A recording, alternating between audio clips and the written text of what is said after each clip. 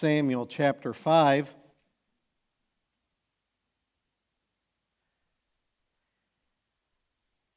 Ironically, today I sent the final proofed copy of my commentary on 2 Samuel to the printer.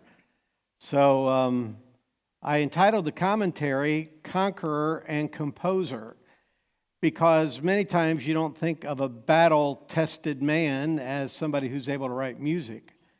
But it's interesting that David, who's called in this book the sweet psalmist of Israel, is also told in this book that he can't build the temple. And we'll find out later the reason he can't build the temple is because he's got blood on his hands. He's fought too many battles. So the sweet psalmist of Israel is forbidden from building the temple because of the blood that's on his hands. And yet we think maybe that what a disconnect to be such a warrior and yet a writer of music, but not really. I want to submit to you that many times when you and I are going through battles, that's when songs become more important to us. Think of where you would be in life had it not been for music. Aren't you glad for music? Especially when we were in Rhode Island, we had a fairly large deaf ministry. And, they had a great social life. I mean, they would come and they would stay longer than anybody in the church. We just had to give them church keys because they stayed so long. But yet, for all of that social skill, I just think, man, what it would be to go through life and not have the ability to hear music. Helen Keller was once asked if she could have her eyesight or her hearing back, which one would she want? And without even thinking, she said she wanted her hearing. She said, you miss so much more when you can't hear than when you can't see. Now, there's a lady who's deprived of both and says that hearing is important. Aren't you glad for what you can hear? The songs that have been written, the way that they've ministered to us. 2 Samuel is largely a study of the life of David. It would be impossible to do a biblical study on the life of David without looking at the book of 2 Samuel. And the key verses, therefore, of 2 Samuel are 2 Samuel chapter 5, verses 4 and 5, where the Bible says, David was 30 years old when he began to reign, and he reigned 40 years. In Hebron, he reigned over Judah 7 years and 6 months, and in Jerusalem, he reigned 30 and 3 years over all Israel and Judah. So there's the vignette of David's life, his reign first in Hebron over those southern tribes and then over all of them for a grand total of 40 years. So what we have in 2 Samuel is that biographical data of the life of David. Now, why is this so significant? Because in 1 Samuel, the book that we looked at last time we were together, in the book of 1 Samuel, you have two very miserable leaders. You have Eli. Eli is not a good priest. Eli's life is very problematic. God judges him severely because of the nepotism, because his sons made themselves vile and he restrained them not. And so God judges his house, and eventually the whole priesthood will move out of Eli's lineage. If there's a bad priest in 1 Samuel, there's also a bad king. You got Saul. Saul goes to see a witch at the end of his life. Before that, he doesn't obey God completely. He intrudes into the priestly office, and God has to strip the dynasty away from him. Not even his immediate son will be able to sit upon the throne. So you get done with 1 Samuel and say, my goodness, is there any good leaders in the world? And now David comes on the scene, and he restores order. Now, David has his failures. I could say fill in the blank, and you could give me one of three words. David and blank. Give me one word. Goliath. David and Goliath, his greatest victory. David and Bathsheba, his greatest moral failure. And David and Jonathan, his friend who stayed with him through it all. And I think you see a lot of things about David's life in that. But though David had his moral failures, he was a man after God's own heart. He may have committed some sins of the flesh, but in his spirit, David was a man who really wanted to please God. He slipped up. There's no denying he slipped up. But the trajectory of David's life was that he wanted to have a song in his heart of praise to God. And David's kingship will present a model that will go all throughout Israeli history. After David, they'll say he walked in the ways of David his father, or he didn't walk in the ways of David his father. And that was the benchmark. That was the standard.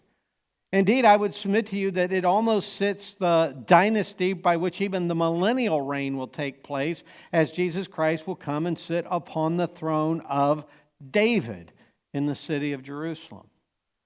So this kingship's a mighty big one. Why do I say that? I am a big fan of presidential history. I have read at least one biography on every president who sat in the Oval Office. There's several men that I've read multiple biographies about. But one day I was talking with Dr. Reese, who's kind of like the history guru at our college, and I asked Dr. Reese, I said, who would you say are the greatest presidents? And he said, well, we agreed on one, which was kind of odd because we both think that Calvin Coolidge was a very good president, but he gets no notoriety. But we both agreed that George Washington was probably the best president. And the reason that George Washington would be the best president is because he set the standard by which other presidents would be judged. It's always easier to edit something that's already there than forge something that's not there. I admire church planners. I've never been a church planner in my life. I've been a church developer, but I develop what somebody's already planted. But to carve something out of granite, to carve something out of rock, and I mean, Saul's kingship was nothing to follow. Really, the kingship of Israel is forged in the life of David. So obviously this is a very important kingship, and I want to examine it tonight from several points. First of all, think about David's temporary reign. David's temporary reign. We see that in chapter 1, verse 1 through chapter 3, verse 5. Now, think about this. One of Saul's greatest sins was God told them to wipe out the Amalekites, and Saul did not. You remember Samuel's great words, "What meaneth this bleating of the sheep in my ear? I have done as the Lord commanded." Oh, really? And he didn't wipe out the Amalekites. Now, by not wiping out the Amalekites, it's somewhat ironic that when Saul dies in these opening chapters, we have an Amalekite. We shouldn't even have an Amalekite. The Amalekite should have been wiped out. But this Amalekite comes on the scene, and he takes credit for ending Saul's life. Now, I don't believe he ended Saul's life. I believe he's lying his fool head off. I believe that Saul killed himself, according to the narrative. But this guy, after the fact, is walking by, and he wants to get credit for taking Saul's life and claims that he did it when, in fact, he did not do it, I believe. Now, David's character is immediately seen, and though he doesn't agree with all that Saul did, he respects the office of kingship. He stands up for Saul's office. Indeed, David's eulogy over the life of Saul reveals to us how much he admired the office. Even when you can't magnify the man, you ought to magnify the office. David travels up to the cities of Judah, where there he is made king. And David's first act as king, now this is significant to me, his first act of king is to reward the men of Jabesh Gilead because they buried Saul and treated him with dignity even in his burial. An attempt is made by Saul's army, however, by his army commander, to perpetuate Saul's reign by getting behind his son Ishbosheth. Ishbosheth means man of shame. He was trying to put into office somebody that God never intended to be in office. David was God's anointed. But Ishbosheth by man is anointed king over 10 tribes. And so this creates conflict in the nation. You have the servants of David and the servants of Ishbosheth, Saul's son, who are at odds with one another, and they clash at the pool of Gibeon.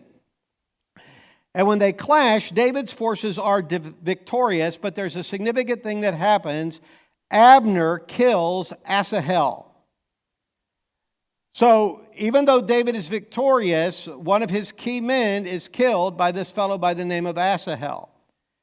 And David's strength, though, in spite of this setback, David's strength is enforced. David grows stronger and stronger. Ishbosheth grows weaker and weaker. And David even fortifies himself through political marriages and having children. And you see that this temporary reign over this limited amount is beginning to grow. So that takes us to our second major point. We move from David's temporary reign to David's total reign. His total reign. We see that in chapter 3, verse 6 through chapter 5, verse 16. Abner breaks with Saul's house. And so remember, he's already killed one of David's key men, Asahel, but now he breaks with Saul's house, and the reason he breaks with Saul's house is he's been accused of sleeping with a concubine. Now that was a very serious charge, because you see, a concubine was considered royal property. To secure a concubine of a sitting king was considered to be an act of treason. It was like trying to subvert the dynasty. So Abner goes over to David's side, and David says, "I'll take you if you bring Michal, my ex-wife, back to me." Now, why is that significant? Who was Michal's daddy? Saul, right. So this is another way of David solidifying his connection as the true successor of Saul. And it will also prove how loyal Abner is. If Abner's faking this, he's not going to bring Michal over. But he agrees to it, and Michal comes back. And this bolsters David's claim as king. In addition to this, Abner, when he comes back, he begins to campaign for David. And to these other tribes from which he's defected, he campaigns. He's going back to, as it were, his old turf and saying, "Hey, listen, we all need to get behind David instead of Ishbosheth." Now, Joab doesn't like Abner a little bit. You know, some people are just threatened by newcomers. By the way, let me just chase a quick rabbit. Visitors are not a threat. Visitors are an opportunity. All right? When someone shows up on Sunday morning and they're visiting Faith Baptist Church, they are not a threat to Faith Baptist Church.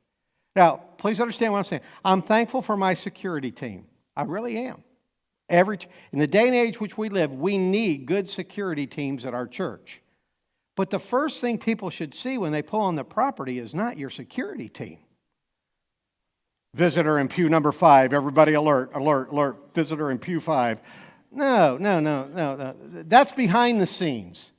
The first thing that people ought to see is your greeters, right? When somebody's coming over to your side, I can't believe.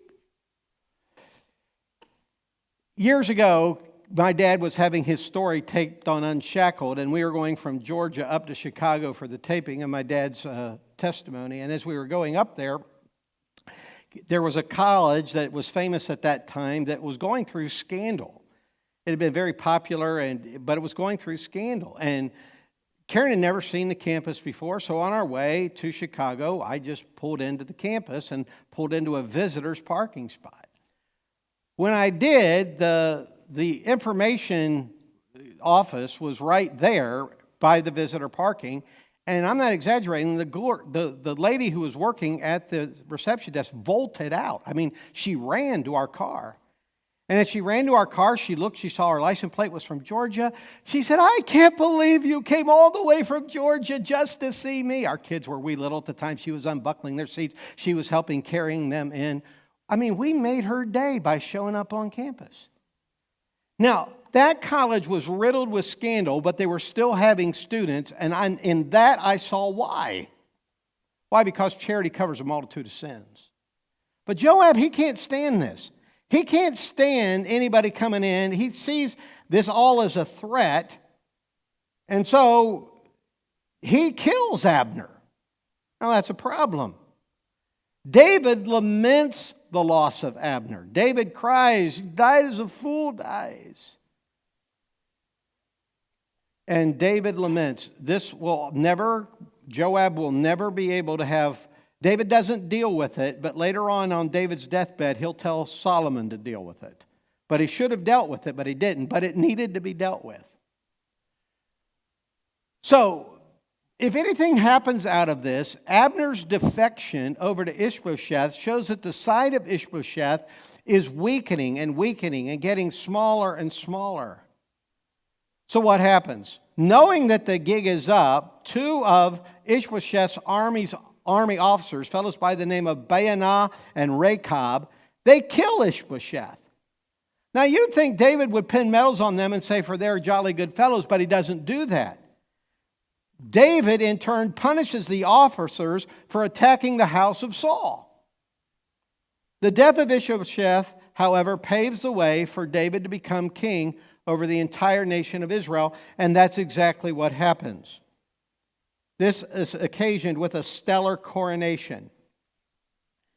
David, right after this, captures the city of Jerusalem. How many think the city of Jerusalem is a rather important capture? Yeah, that's a significant thing. That's where God is going to set up his headquarters on planet Earth. Jerusalem is the most important city on the face of the globe. Now, we tend to think, I look with fond memories back to Mansfield, Ohio. It seems like Mansfield, Ohio comes up in every message. That's my hometown, your hometown. But I'll tell you, if God has a hometown, God's hometown's Jerusalem. And that's where he's going to sit when he comes back and rules and reigns in the millennium. And all of this gets started here as David takes Jerusalem and roots out that last vestige of Canaanite power. This also, because it's centrally located, is going to be a way of bridging these northern tribes and southern tribes together so that David's reign can be consolidated throughout the entire kingdom. David, at this point, makes friends with Hiram, king of Tyre, expands. David's family begins to expand, and it's just very clear that David's being blessed in a litany of ways. Growth.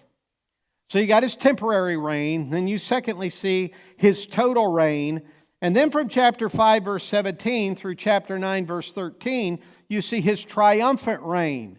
His triumphant reign. Now David gets into the military part of this, and he begins to have all kinds of victories over the Philistines. The Philistines had captured the Ark of the Covenant. The Philistines had destroyed the sacred site of Shiloh, where the Ark was housed.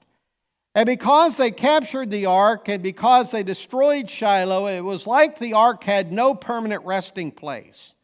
David felt bad about that. So he sought to bring the Ark to the city of Jerusalem, but he didn't do it the right way. And you remember what happened. The ark should have been carried by the poles the way it was described in the law, and it wasn't. They put it on a new cart. By the way, there's a lot of new cart churches out there, aren't there? They try to reinvent worship in a way that God's not prescribed it. Remember, the Philistines sent the ark back on a cart. Well, when you're getting your worship standards from the world, that's not really smart, is it? So, there's a lot of new cart theology out there, and they try to adapt the Philistine method. They hit a bump in the road. By the way, it's interesting. The guy who was driving this cart's name is Ahio. A-H-I-O, Ahio. I have a sermon entitled, Beware of Ahio Drivers.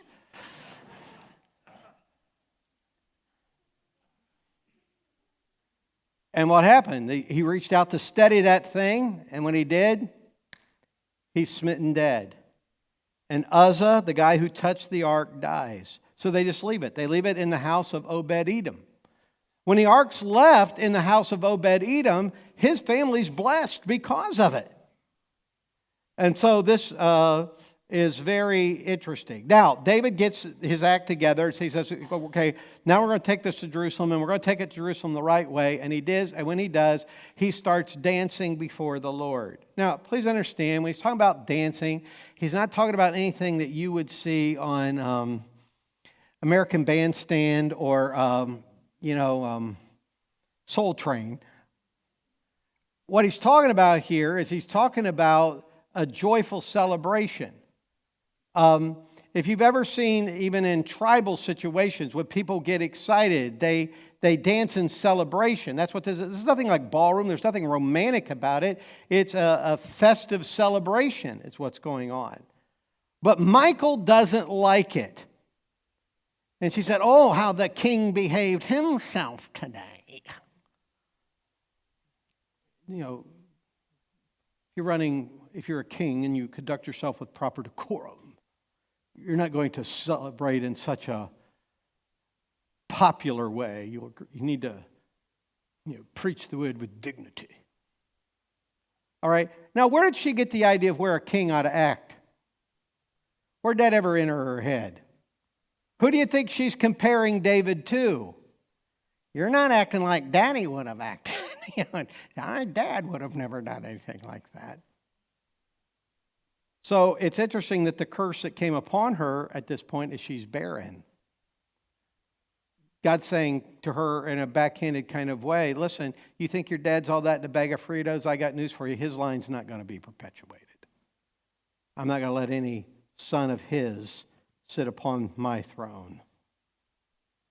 David, after all of this, desires to build a house for God, but God says, I don't want you to build a house for me, David. I want to build a house for you. By the way, you know that most of what happens good in our life is not what we do for God, it's what we allow God to do for us. And that's exactly what happens here. David's kingdom begins to be established through military exploits, through good diplomacy, and David reigns over what the Bible calls a kingdom of righteousness. It's an absolutely phenomenal thing. But even though it's a kingdom of righteousness, it's also a kingdom of grace, because there is a fellow by the name of Mephibosheth from the house of Saul who was injured in a fall. He was crippled. And David says, is there anybody from the house of Saul that I can show kindness to? And they said, yeah, down in Lodabar, there's this fellow by the name of Mephibosheth. He's a descendant. He's crippled. He was injured in a fall. And David brings him into his house and lets him sit at the king's table.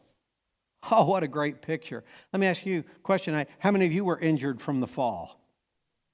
How many of you are spiritually crippled?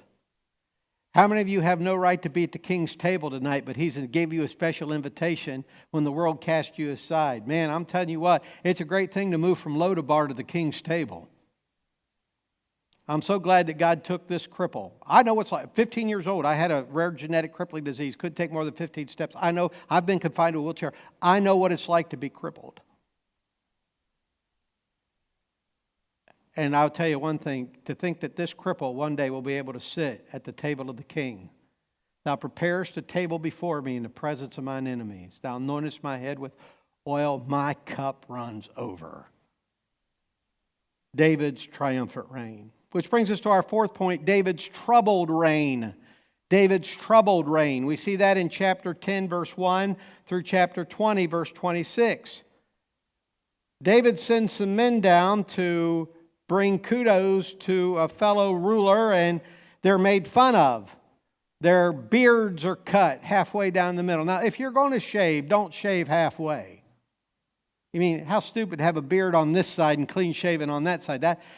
You either wear a beard or shave, but you don't go, I'm going to do beard on the right side and clean shaven on the left.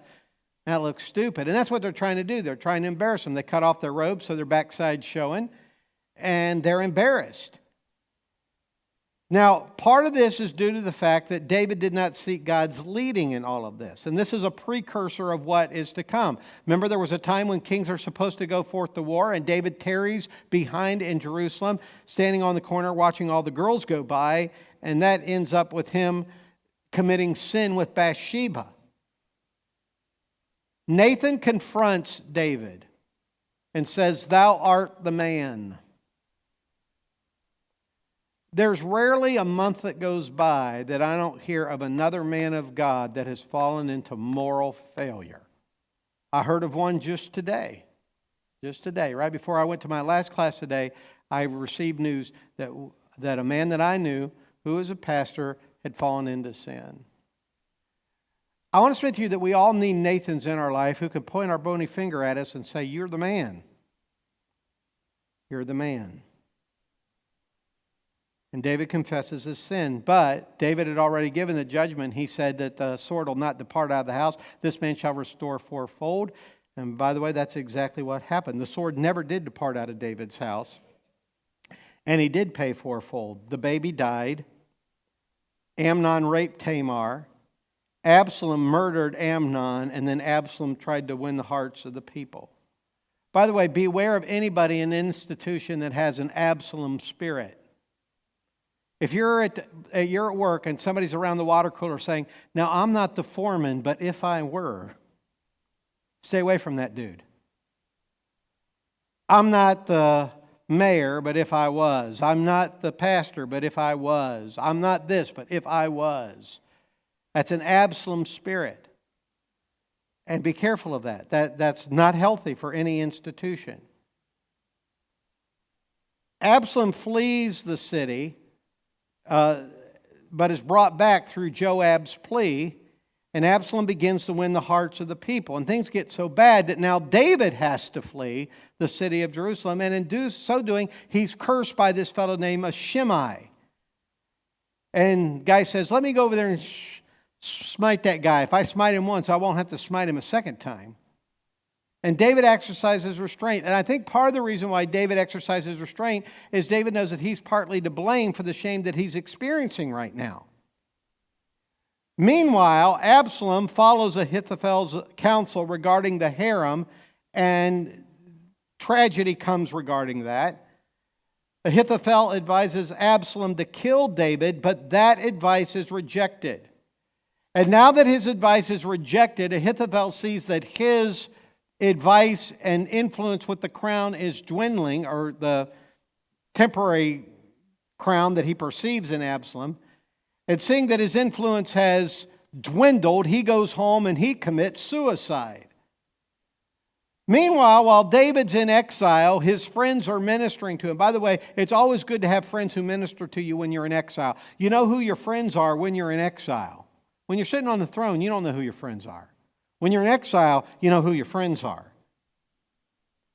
Absalom is killed in battle. Remember the story? He comes under the tree. His hair gets caught in the tree. He's hanging between heaven and earth, and Joab stabs him.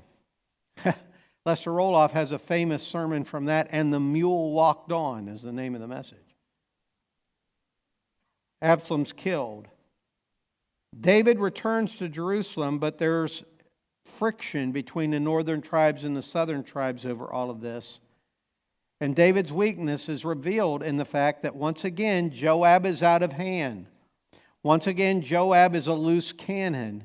And David doesn't do anything with that loose cannon. This is the second time Joab's misfired. And David doesn't do anything about it. His reign is very troubled.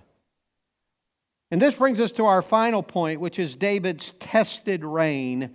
His tested reign in chapter 21 through chapter 24. Now, these last 4 chapters of 2 Samuel are largely an appendix to the book, but they're an important appendix. There was a famine in the land of Israel due to the way that the Israelis had treated the Gibeonites. And the memoirs of the Philistine wars are recorded, and David praises the Lord for his intervention. David praises the Lord for his exaltation. And David's last words are then recorded with a roster of heroes, of people who've helped David throughout his career. By the way, no matter how old you get in life, you must always remember the people who helped you get where you're at. Nobody gets, listen to me, nobody gets there through their self. Bill Parcells, big fan of leadership. Bill Parcells, when he won a Super Bowl, was asked, what do you do when you win a Super Bowl? And his answer was, you never forget the people who helped you get there. And that's true. But in the last chapters, David shows pride over his accomplishments, and he numbers the people, and he's judged because of it. Now let me ask you a question. Is it wrong to number people? I see some of you going, well, okay. Let me ask you a question. Does God have a book called Numbers? Yeah, we've already looked at that. What happens? God says, number the people at the beginning. God says, number the people at the end. There's nothing wrong with numbering people. Every Sunday we take attendance. One of the first things I do when I get in the car is I look for that breeze report of how many people are in church. I want to know. I've preached to people and I've preached to pews, and I'd much rather preach to people. I like people. The more people are here, the more people you can impact. There's nothing wrong with numbering people. So what's the problem here? If God says in Numbers it's okay to number people, but then judges him, numbers are not for the purpose of self-aggrandizement. They're not for the purpose of saying, aha, my predecessor only had, and I have, No, that's not the purpose of it. And by the way, anytime we think that, okay, so what happens? We heard an excellent Sunday school lesson on Sunday, right? Paul plants, Apollos waters, but who gives increase? God gives increase. How many times in our life, you think about David when he's running around the cave, hiding from Saul. Oh, God, I need you. I need you. Oh, God, if there's anybody that needs you, I, David, need you. You are my rock. You are my hiding place. You think of all the things, God, you are, you are, you are, you are. How many times in our life, we're just like this. How many times in our life do we break God, that we need God? Oh, God, we need you. And then God shows up and shows out, and the kingdom's in advance, and we say, man, what good management I have. No. I may have told you this before, forgive me if I have, but I was asked to preach my first sermon when I was 12 years old. Pastor came to me one time and he said, you're called to preach, right, Jeff? And I said, I am. And he said, okay, next month at the Woodlawn Nursing Home, you're going to preach. Now, I'll submit to you that you ought to preach your first sermon at a nursing home, because you should always preach your first sermon to people who can't hear. I mean, that's a smart move. So I didn't know what I was doing. I mean, I went down to the local bookstore. I got a Herschel Ford outline book. I copied everything out of it. Herschel Ford and I preached a humdinger of a message. But when it was all said and done, you know, I wanted to become a student of preaching. Studied homiletics, studied hermeneutics, teach homiletics, teach hermeneutics. You understand, I need God just as much today as I did as a 12-year-old boy. The flesh profits what? Nothing.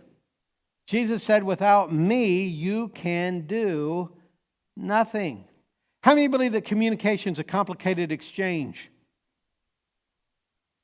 Okay? Listen to me what I'm telling you. I tell our boys all the time in Preacher Boy class. Okay? Let's take 6 words. I thought you'd never get home.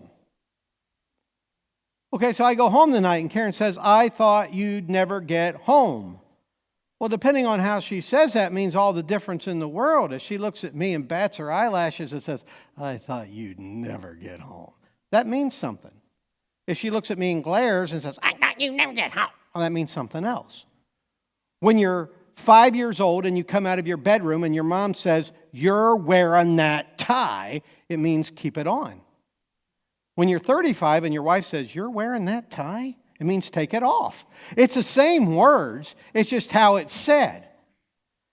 All right, so what I'm saying is then all of ministry is like that. All of ministry is a very complicated exchange, and that's why you understand that when the alarm clock went off this morning, every single one of us were in over our head. Living is too hard for any of us. We need the grace of God to do it. So the problem is that when you go through all of this and you start out as a shepherd boy, you know, and then you get your Goliath, and then you get your kingship, and then the kingship's consolidated, and then you beat the Philistines, and then you gather all this material for the next guy to build the tabernacle, and then you even withstand a civil war, and they're singing your praises again. When you're counting, you're not counting your achievements, you're counting your blessings. It's a matter of what you're counting that's the issue.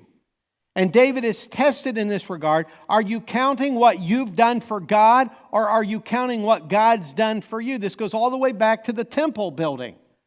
David, you're not building a house for me. I'm building a house for you. Remember that. So a judgment comes. And the only way the judgment is stayed is by David buying the threshing floor of Araunah. Remember what David said? He wanted to give it to him. And he said, I'm not going to give my Lord that which cost me nothing. And he bought the threshing floor. What was the significance of that threshing floor? That threshing floor would actually become the very site where the temple of God would be built. You know what's on that threshing floor today? The Dome of the Rock.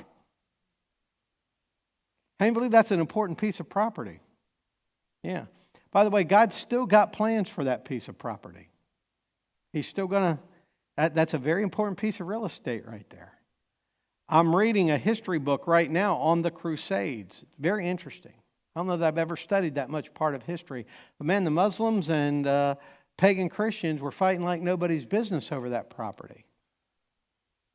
But God's going to come and He's going to take seeds of it, and He's going to actually build the house that David thought he could build. But no one can build it but God. And that's how the reign of David concludes. Let's bow for prayer. Father, we thank you for the opportunity we have to look at 2 Samuel tonight. I pray that you help us as we apply these truths. Help us, Lord, to model the positive aspects of David.